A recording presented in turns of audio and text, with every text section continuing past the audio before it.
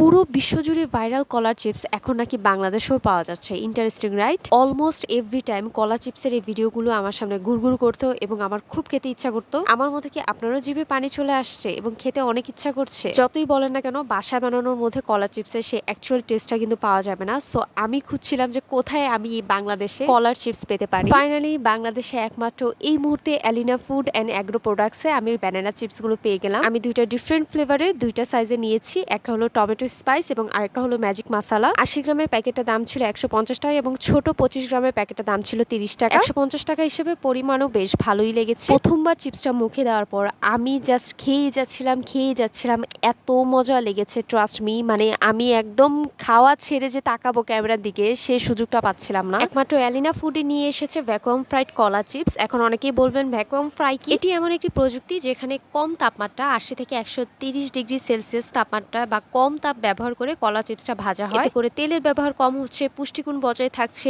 রং স্বাদ সবই ঠিক থাকে। তাছাড়া গ্লুটেন ফ্রি, ভেগান, স্বাস্থ্য সচেতনদের জন্য উপযোগী, কম তেল, কম ক্যালোরি, পুষ্টিগুণ বজায় থাকে, শিশু থেকে বৃদ্ধ সব বয়সের জন্য উপযোগী, আর হাইজিন পরিবেশে উৎপাদন করা হয়। কম তাপমাত্রায় ভাজা হয়, ফলে চিপস হয় ক্রিস্পি কিন্তু অতিরিক্ত তেল থাকে না। অনেক ক্রিস্পি, খুবই মজা। প্লিজ একবার হলো ট্রাই। তাদের পেজ লিংক কমেন্টে থাকবে। Thanks for watching.